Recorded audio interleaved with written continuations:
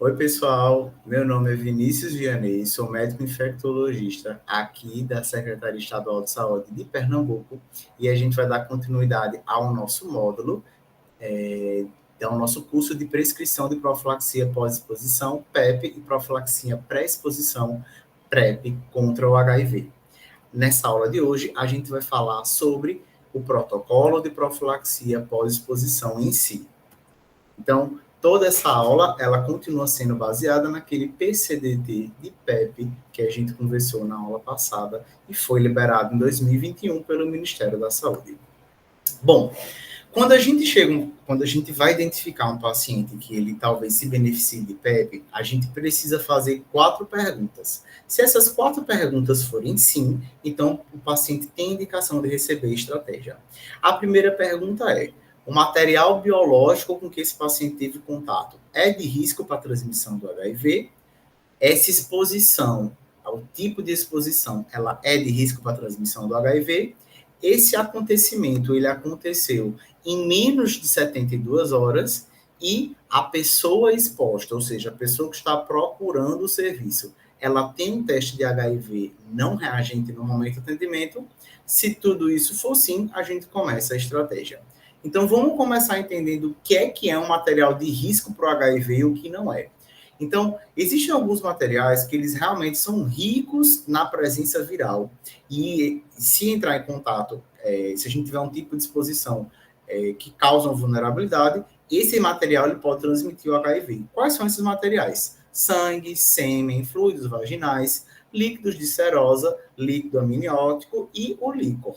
Então, essas secreções ou essas estruturas, esses materiais, eles conseguem transmitir o HIV. E quais são os materiais que não têm risco de transmitir HIV? Suor, lágrima, fezes, urina, vômito, saliva e secreções nasais. Então, esses materiais, eles não são de risco para transmitir o HIV. Se o paciente chegar dizendo que teve contato com o vômito de um paciente contaminado, isso não é, por exemplo, uma indicação ao protocolo de PEP, pois esse material não é um material de risco. Agora, se ele chegar dizendo que teve contato com sangue, isso já chama atenção, porque o sangue é um material de risco. E quais são as exposições, qual é o tipo de exposição que tem risco para o HIV? Então, as principais exposições de risco são as exposições percutâneas, ou seja, quando existe algo que perfura a pele, seja uma agulha ou um bisturi ou qualquer outro instrumento cortante, ou o contato dessas secreções com a membrana mucosa. A gente tem membranas mucosas, por exemplo, na região genital, nos olhos, na boca, e essa membrana mucosa, ela é menos protegida do que a nossa pele externa, né? Então, por isso, ele é um local de risco. Mas a região cutânea, ou seja, nossa pele, uma camada mais externa, desde que ela não esteja íntegra, então, se for uma região cutânea já previamente ferida, ela pode sim ser uma lesão de risco, e as lesões que envolvem mordedura com presença de sangue. No caso, mordedura humana, né? Não seria mordedura animal. Então, se a pessoa for mordida por outra e tiver presença de sangue naquela lesão, naquela pessoa que foi mordida, então isso também seria uma exposição de risco. E quais são as exposições que não são de risco? Então, cutânea, com a pele íntegra. Então, mesmo que o material seja de risco, mas se a pele estiver protegida, é íntegra e não for mucosa, não é uma exposição de risco. E se houver uma mordedura que não tiver presença de sangue. Então, vamos dizer que você respinga, você é respingado com sangue de um paciente contaminado e você recebe esse respingo na sua pele íntegra. Então, isso não é uma exposição de risco, por mais que o material seja de risco. E aí, esse gráfico da UNAIDS, essa tabela, ela mostra qual é a probabilidade de contrair o HIV por cada ato, por cada exposição. Então, isso serve para a gente dimensionar quais são as exposições que têm mais risco em relação às outras.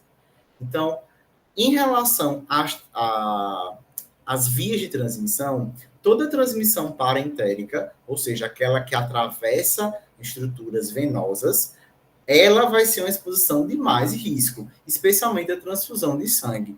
como vocês estão vendo aí, a probabilidade de contrair o HIV para transfusão de sangue é 9.250 para cada 10.000 exposições. Então, é um risco altíssimo. Isso acontecia antigamente porque o sangue ele não era previamente testado para diversas doenças. Isso não acontece mais hoje em dia, porque a gente sabe que todos os centros de transfusão, unidades transfusionais, elas fazem múltiplos testes antes do paciente receber o sangue. Mas a via de transfusão, com certeza, é a que tem mais risco. Então, compartilhamento de seringas para uso de drogas também são exposições de risco, e acidentes percutâneos também são exposição de risco, com uma frequência bem menor, de 23 a cada 10.000 exposições. Em relação à relação sexual, a relação que mais tem, o tipo de relação que mais tem risco para o HIV é a relação sexual anal. Então, toda relação sexual anal, seja receptiva, ou seja, quando a pessoa recebe a penetração, como a relação insertiva, que é quando a pessoa introduz, penetra naquela relação, é uma relação que tem mais risco quando a gente compara com a relação vaginal. Isso acontece especificamente porque o epitélio anal, ele não tem lubrificação natural, como a gente sabe que o epitélio vaginal tem. Então, por causa disso, como a gente está tendo uma secreção de risco, um epitélio mucoide que não tem uma lubrificação natural, a gente pode ter microlesões, e essas microlesões elas podem facilitar, pode ser uma via de exposição com uma relevância maior quando a gente compara com o sexo vaginal. Então, quando vocês estão vendo aí, o sexo anal receptivo tem um risco de 138 para cada 10.000, e quando a gente compara com o sexo vaginal receptivo, é um risco de 8 para cada 10.000. O sexo oral, tanto receptivo como insertivo, ou seja, quem recebe ou quem faz, também é uma exposição de risco para o HIV, embora o risco seja baixo, como é dito nessa tabela. Então, outros tipos de modalidades, como cuspindo, arremessando fluidos ou compartilhando brinquedos sexuais, existe sim uma possibilidade de risco, mas esse risco ele é bem menos frequente do que, ou bem menos intenso do que quando a gente compara com aqueles outros que a gente citou. Bom, então como é que é feito o nosso fluxograma para a indicação da PrEP, da profilaxia pós-exposição? Quando a gente chegar com o paciente, a pessoa ela vai estar lá em uma possível exposição ao HIV. E aí a gente faz uma série de perguntas. Primeiro, existe uma exposição do material biológico, que é um material de risco? Se sim, a gente segue o fluxo. Se não, a PrEP já não está indicada. Segunda pergunta, houve uma exposição de risco com esse material de risco? Se sim, seguimos o fluxo. Se não, a alternativa já está encerrada. Essa exposição, ela aconteceu em menos de 72 horas, e essa janela de tempo é muito importante. O paciente, tanto para acidente ocupacional quanto para a exposição sexual, ele precisa procurar o serviço de saúde e receber a medicação em até 72 horas, ou seja, 3 dias do acontecido. Então, por isso que a PEP é uma estratégia de urgência. A gente não pode adiar, não pode fazer com que o paciente vá para um outro serviço, nem ficar referenciando ou fazendo com que ele vá e volte várias vezes, porque a estratégia tem tempo para agir. Então, se for dentro de 72 horas, seguimos o nosso fluxo. E aí, essa pessoa, ela precisa ser testada para o HIV. Claro, a PEP, ela é uma profilaxia contra o HIV, então ela não é um tratamento. Se a pessoa ela já viver com o vírus do HIV, ela vai para uma outra estratégia, que é a estratégia de tratamento. Então, para a pessoa receber a PEP, ela precisa, sim, ter um teste HIV negativo. Do contrário, a paciente, ela seria uma pessoa vivendo com HIV e não indicaria a PEP. Então, se a pessoa ela tem um teste negativo, aí a gente consegue começar a PEP para ela. E aí a gente pode, existem 2 cenários em relação a isso. Então, eu sou uma pessoa que procura o serviço de saúde e eu preencho todos os 4 critérios. Então, material de risco, exposição de risco, menos de 72 horas e meu teste rápido deu negativo. Por isso, eu já conseguiria receber a PEP.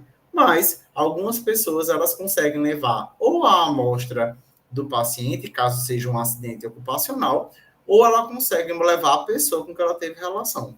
Então, se essa amostra, esse paciente for testado, e ambos vierem negativos, a gente poderia não recomendar a PEP, desde que a gente possa garantir que essa pessoa não teve relação sexual desprotegida nos últimos 30 dias. Se a gente não puder garantir isso, ou se a pessoa não tiver um exame de HIV negativo, ou se a pessoa tiver um exame de HIV positivo, a gente já inicia a PEP. Então, vamos dizer que a pessoa chegue e ela não tem um contato de quem ela teve relação desprotegida, ou ela não pôde pegar nenhuma amostra do paciente, ou ela pegou uma amostra do paciente, mas ela não sabe informar se essa pessoa se expôs nos últimos 30 dias. Então, a gente começa a PEP.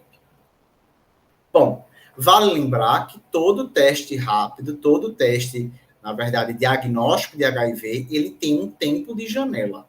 Então, a janela imunológica é esse conceito que a gente entende que é o tempo que demora para um teste ficar positivo para uma doença. É fácil da gente entender. Na verdade, a maior parte dos testes que a gente utiliza são testes que analisam a nossa imunidade, né? Que analisam a nossa produção de anticorpos contra uma doença. E essa produção de anticorpos, ela demora um tempo para começar a acontecer. Então, não é imediato, né? Assim, tive contato com o vírus agora, amanhã estou produzindo imunidade. Não é assim que funciona.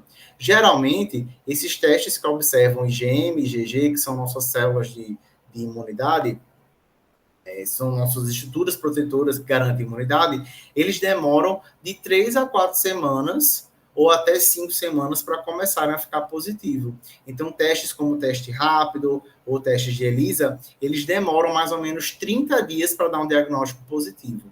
Então, se aquele paciente chega para a gente com um teste rápido negativo naquele momento, a gente consegue dizer que aquele paciente, pelo menos, não está infectado ou vivendo com HIV naquele momento, mas a gente tem que lembrar que existe uma janela imunológica de 30 dias, certo? Então, aquele teste, ele não fala sobre a relação, sobre a exposição sexual daquele momento. Muito pelo contrário. Aquele teste, ele fala sobre os últimos 30 dias daquela pessoa, porque aquela exposição sexual daquele momento não estaria positiva, mesmo se fosse uma exposição de risco, né? Pelo tempo que demora para a nossa imunidade conseguir produzir anticorpos e esses anticorpos serem detectados nos exames.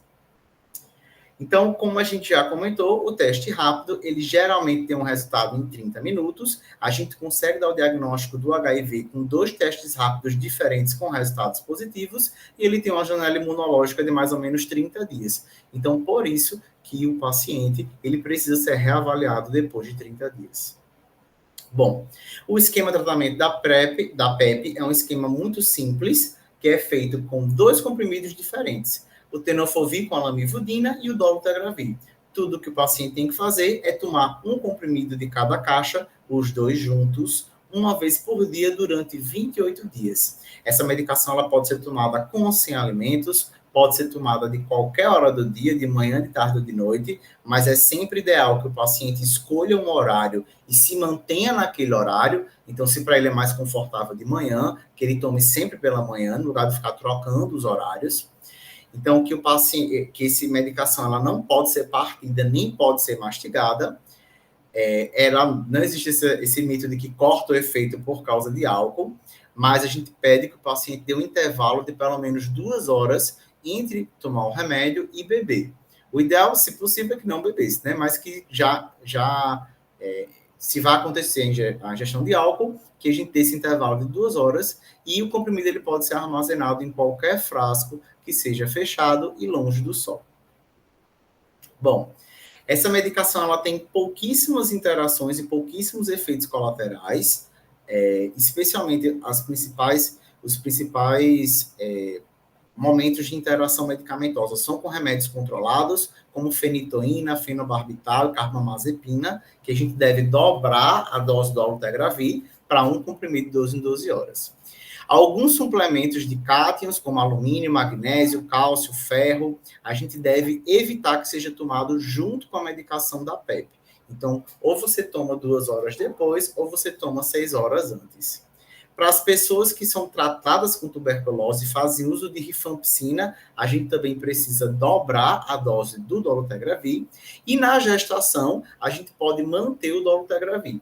Então, existia uma precaução com dolutegravir nas pessoas que ficam gestantes, no início, porque não existiam tantos estudos assim, mas hoje a gente consegue, com tranquilidade, já pautado em nota técnica do Ministério da Saúde, liberar a PEP para as pessoas que podem estar gestantes.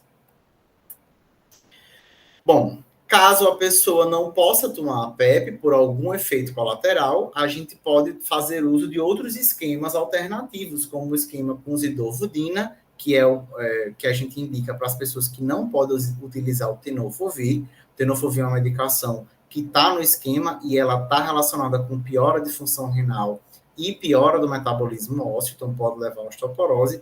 Então, se a pessoa tem esses fatores de risco, a gente tira o tenofovir do esquema. Se a gente não pode utilizar a dolutegravir, a gente opta por usar atazanavir com ritonavir, mas de toda forma, o paciente continua fazendo uso da estratégia apenas por 28 dias.